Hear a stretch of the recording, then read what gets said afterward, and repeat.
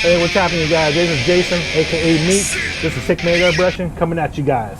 Hey, what's happening, you guys? Hey, I'm in big airbrush today, and I'm just doing some exercises, man. Just keeping it loose.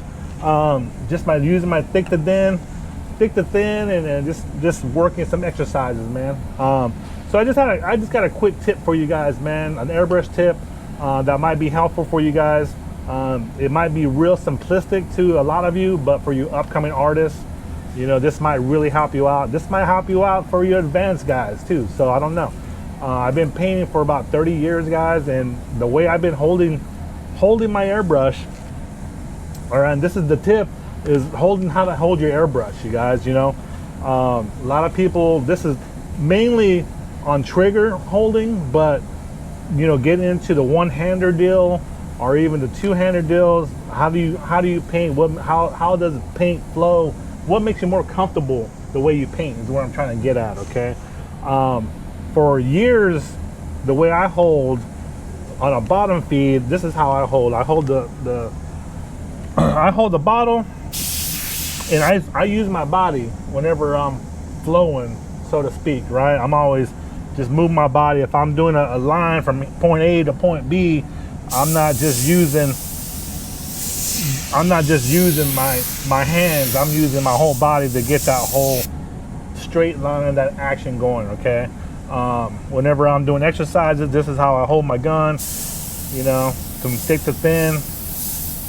I'm more comfortable holding with two hands than one hand. There's no right or wrong way. I got homies that paint with one hand. You know, I could do one hand, but I just rather have two. It's always better with two for me.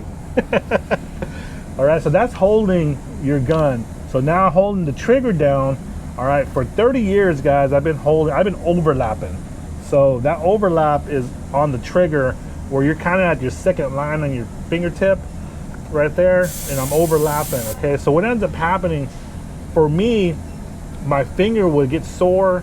You're putting so much pressure, you know, I feel like I'm putting more pressure on the trigger, on hitting that bone right there. You know, that would hurt. And then also over time, after I'm painting for hours at a time, you know, I could never hold the air down, and that was one of my reasons why.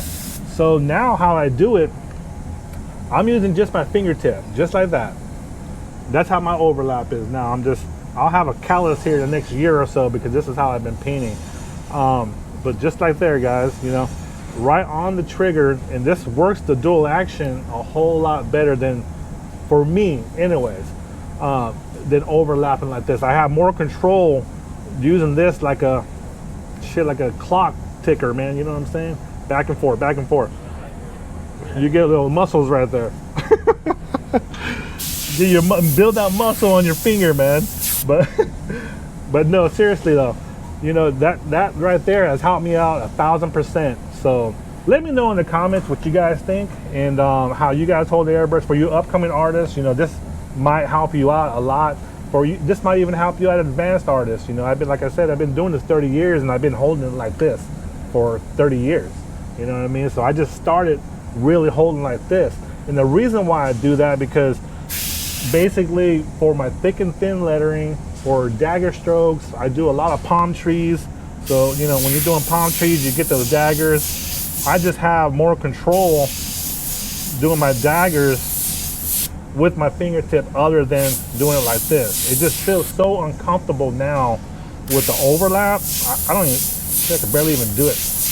I have more control with doing my fingertip than anything.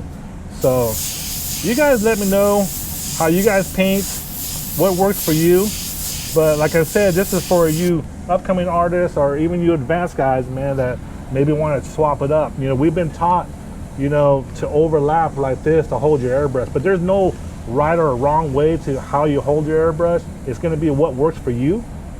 This works for me, and it works for me in a long period of time. I'm telling you guys, I'll be painting 8-10 hours a shift, you know, and if I could never hold my airbrush that long in doing orders, never. I could never do it. Probably an hour, maybe 2 hours, that's it.